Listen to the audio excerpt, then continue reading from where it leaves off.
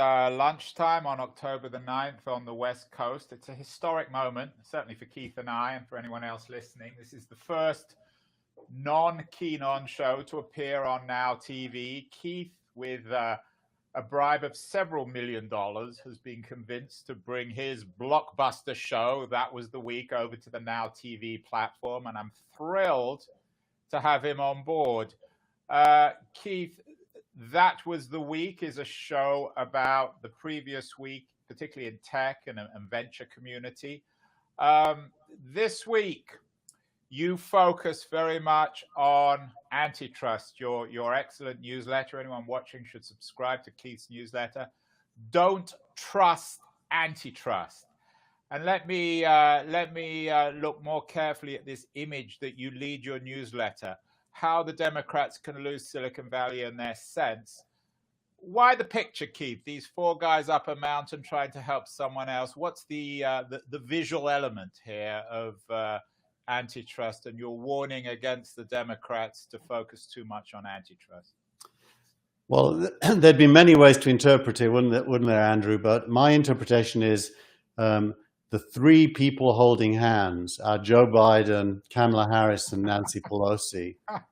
And they're offering a hand of help to poor little startup, offering to compete with Google, Amazon, Apple, and Facebook, who they consider to be monopolies. So this is the good news story of the Democrats helping the little guy defeat the big bad wolf of Silicon Valley. And Keith, this argument was triggered by, of course, the headline of the week, which is about the House Democrats calling for the breakup of big tech. So this is not some abstract argument you're making. The issue of antitrust and the Democrats' assault in some people's mind on Silicon Valley now is very real. Let's drill down a little bit in terms of your argument. Your newsletter this week makes a very interesting argument about the dangers of antitrust. I'm quoting you here. You say the future of humanity depends on technology that will be capable of automating much that is currently manual. The ability to reduce the price of food, drinks, housing, clothing, transport, energy, and much more to zero is technology and automation driven. Automation is the reduction of human labor in producing the needs of humanity, animals, and the earth. Ultimately, human labor will be reduced to as close to zero as is achievable. When that happens, choice in how to spend time will become available to all. And I'm capitalizing this, my stress. Large technology companies are part of the path to that possibility. The end of the private company as a requirement of progress can then become possible, and surplus will become social, not individual. Until that time, let's support the ability of capital and know-how to help us get there. So what you're saying, Keith, is that the stakes on this antitrust debate are very high. They're not just about Silicon Valley, they're about the future of humanity. Well, that's kind of always been true ever since the Industrial Revolution, right? I mean, we all understand that progress comes from innovation, and progress is measured by human freedom, basically. The freedom to choose how to spend your time and not be a slave to work is driven by progress. So the sad thing, in a week where Donald Trump's election campaign not just fell off the rails, but left blood on the tracks, is that the Democrats, who are likely to win, probably by a landslide, don't seem to have a vision for what technology is good for. They only seem to have a vision for what technology is bad for. And that seems really sad, because it means the next 4 years is going to be a missed opportunity to transform our future. They'll spend 4 years trying to knock down what's there rather than leverage it to build something. And, you know, as a person who was very politically active myself for decades, it tempts me to want to be in politics, frankly. Who represents progress these days and the future? Who indeed? So the tech press, of course, this week has been ablaze with arguments for and against antitrust. One of your favorite sites, I know, is Stratechery. Stratechery. I don't know how to pronounce it. Stratechery. Stratechery, but it's one of the most read sites, blogs in Silicon Valley. What is Stratechery saying this week about the arguments against antitrust? Actually, Ben Thompson, who publishes it, wrote two very strong pieces. The one you're showing, and then another one that started with the title Facebook, the Missing Monopoly. And in both cases, he's stressing that if you look rigorously at what Facebook is and what market it dominates, the answer is none. The answer is it doesn't dominate any market. It certainly doesn't dominate advertising, where Google is a major player and Facebook is a strong competitor. It definitely doesn't monopolize social media, where Twitter is a strong player, of course, and others. None of them dominate video, where YouTube is a strong player, but they are too. So the idea that there is a monopoly here is what is the core of Ben Thompson's argument. I agree with him. There are big companies with large audiences with enormous revenues, none of which actually are monopolies. Since you put the newsletter out, our old friend Mike Arrington put out a tweet saying that people confuse radicals and liberals in Silicon Valley. Is there a split now? Do you think, in Silicon Valley between liberals and radicals on this issue of antitrust and the role of big tech companies? I think there might be an emerging split, but it certainly is buried if there is one. Most people in Silicon Valley characterize themselves, when it comes to the economy, as libertarian. That is to say, they're in favor of government hands off and just let the market figure it out.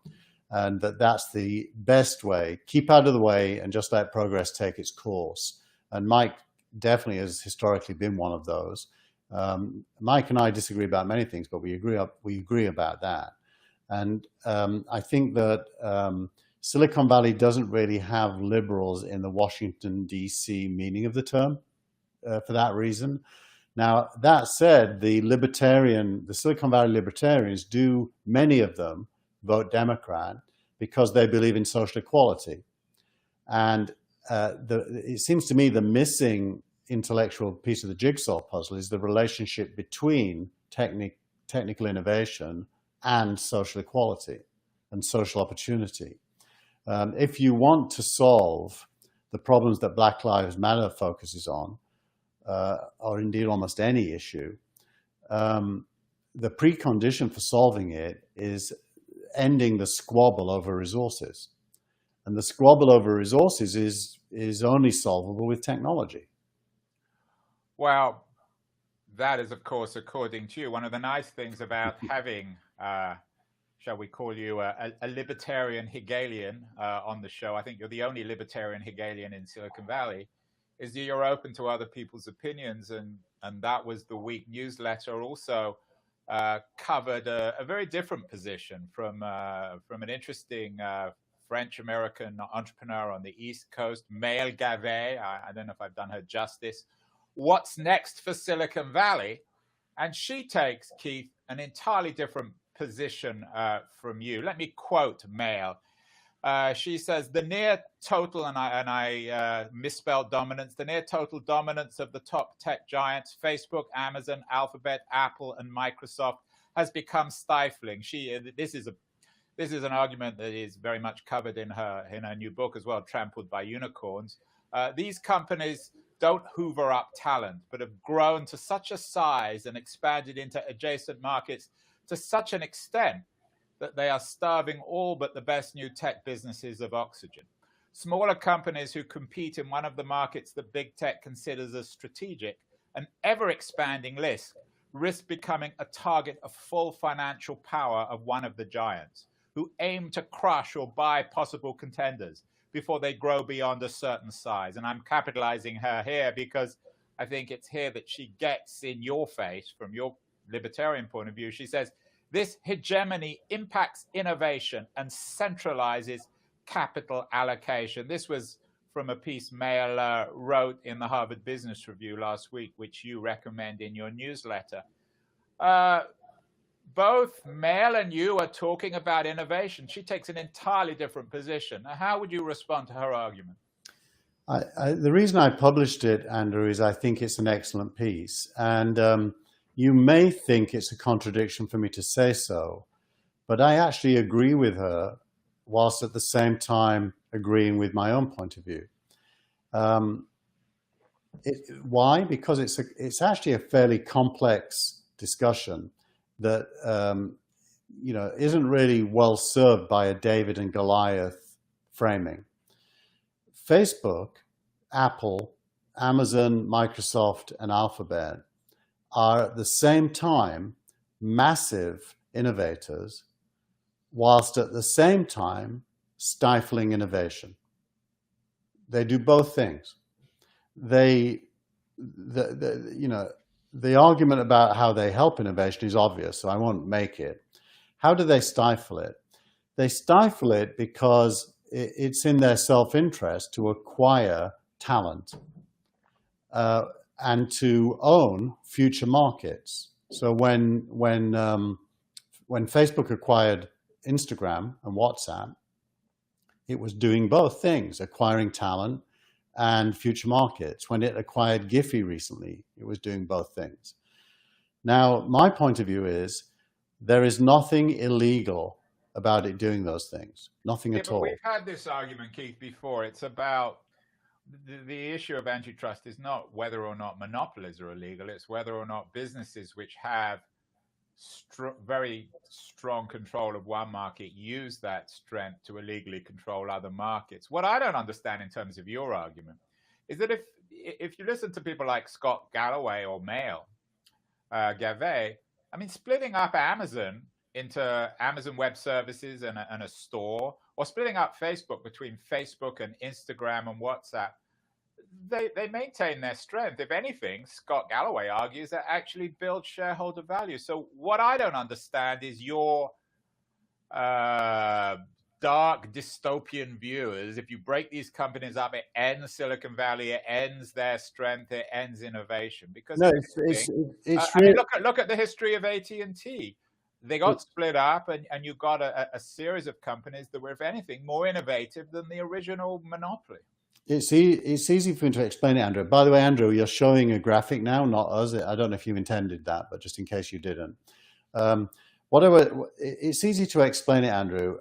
It comes down to who would you trust more with the future of Facebook's shareholder value, Facebook or the government? And I don't trust the government to make good decisions for Facebook shareholders. I just don't. I mean, well, it's not the government. I mean, the government's listening, and I've had a series of people on my show on Keen On talking about breaking these companies up.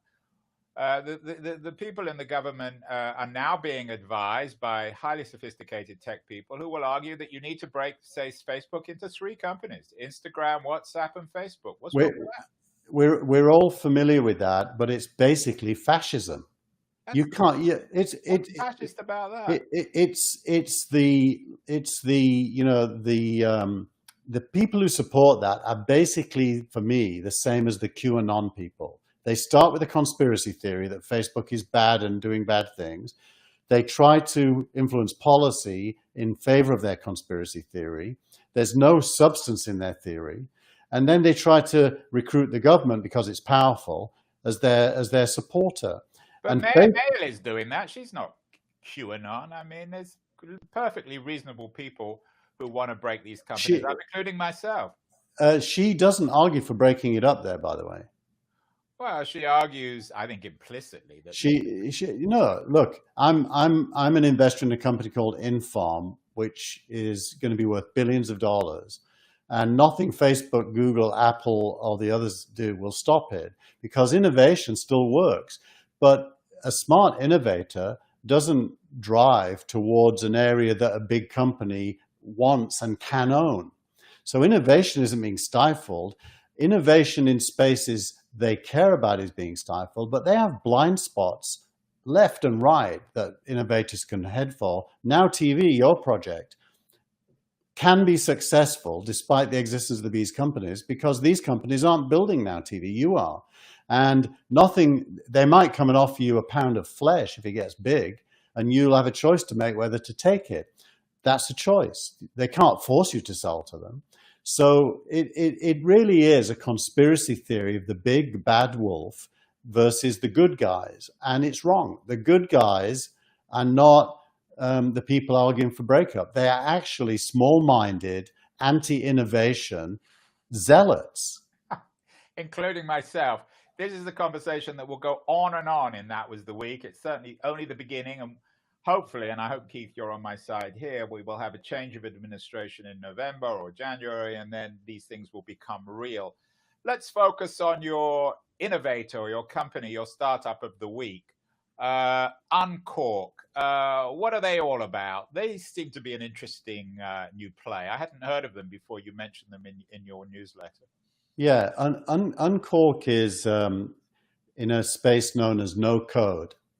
No code is where you can manipulate content and data in very complex ways, close to a machine learning style of manipulation of data with outputs that you wouldn't be able to easily find, and you can do it without writing code.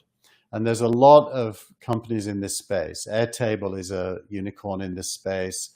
Actually, Snowflake, which went public recently and is trading at huge valuations, is in this space. So Uncork is for people who have lots of data to understand and want to use a service, a cloud-based service, to understand the meanings inside that data, but don't want to have to be an engineer and write code. It's a growing space, which you could think of as business automation of various kinds. Another big player in that space is UiPath, which is worth about $10 billion now. There's lots and lots of companies in the space, and I like it as much as I like all the others because it points to a future, Andrew, where you and me, who didn't learn to code, can do interesting things without employing an engineer. Yeah, I guess, and it's hard to speak for the dead, but this would warm the heart, warm the heart of Steve Jobs. And your thought of the week, I think it's thought of the week or post of the week, is about Steve Jobs. You're quoting him here. I think it's been 6 years, as our friend O'Malley reminded us, 6 years since Jobs died. But his sayings, if anything, have even more relevance. So here's the quote you give from Jobs for this week to remind us of his brilliance. Innovation comes from people meeting up in the hallways or calling each other at 10:30 at night with a new idea, or because they realize something that shoots holes in how we've been thinking about a problem. Would Jobs love this new code wave of companies? Jobs always liked anything that made human effort easier. So yes, he absolutely would love it. It's not that he doesn't believe in technology and coding. He absolutely did as well. But anything which removes effort so that you can get the outcome you want with less effort is something he would have been in favor of. It's basically the core of humanism. Humanism is about freeing people from effort. Actually, it was 9 years ago. Sorry, not 6 years ago, as Owen reminds us, on October the 6th. Interesting enough, his quote, yesterday I spent all my afternoon with two innovators talking about what replaces the World Wide Web. And these innovators have just an unbelievable idea about the canvas we will all publish on in the future, and argue that it isn't going to be a web page. They've figured out the next canvas, if you like, and the company is called New Canvas. Well, let's save that for next week, because that sounds like a half an hour discussion. Facebook, of course, is always in the news, back in the news in terms of new policies on how they're going to deal with the election and all sorts of controversies around Facebook. Your tweet of the week is from Dan Rose, a longtime Facebook VP. What's the tweet of the week, Keith? Well, so Dan retired from Facebook a couple of years ago now, and moved to Hawaii. I think he might be back here now running a venture fund. So he recounts in 2008 when Facebook had, I can't remember how many users. It was something like 80 million, was it? 80 million users, that's right. In 2008, Facebook's user growth hit a wall at 80 million. 80 million. We're having serious debate about whether any social network could ever reach 100 million users. Right. 2 years later, we had doubled our user base, and not long after that, we reached 1 billion users. Here's how we did it. So it's this series of tweets. Yeah. So he's basically talking about how they thought they'd reached the peak, and of course now they're at 2.7 billion users. And so it's a real insider view of blocking and tackling actual problems of growing a startup business. And and even at 80 million, you think you're finished, and yet there's still so much more that you can do. So it's about resilience, focus, teamwork. It's a really good thread. It's not just one tweet; it's a whole thread of tweets. And then coming back to Jobs' point about innovation, do you see Facebook as a major innovator, or have they hit a wall in that sense? Their innovation has changed. They were a macro innovator, as in they were redefining an entire human behavior. Now they're more of a micro innovator, adding features to an existing platform. And most likely they'll get disrupted by whoever figures out what the next canvas is. Let's go back to end. Let's go back to your wonderful vision, heroic vision of the future of technology. Just remind us who that fifth character is on that rock. Is it all of us, Keith? The one to the left, you mean, or the one to the right? To my right, the person who is being helped up. Who is waiting to be helped up. Yeah, that's you, Andrew. That's Now.tv, that's New Canvas, and that's any startup that has aspirations to change the world. And basically, it's about bringing the price of everything down to zero. Well, nothing will ever become zero, but it will all tend towards zero as the price of making it becomes zero.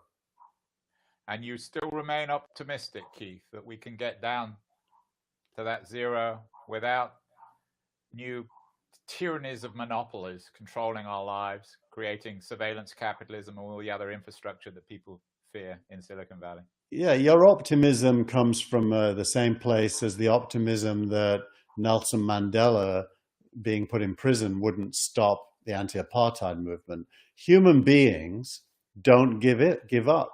Human beings are fantastic at creating what comes next, and never, ever constrained by what stands in their way. It's a wonderful thing, humanity. So I have to be optimistic. Otherwise, I'd have to despair about humans.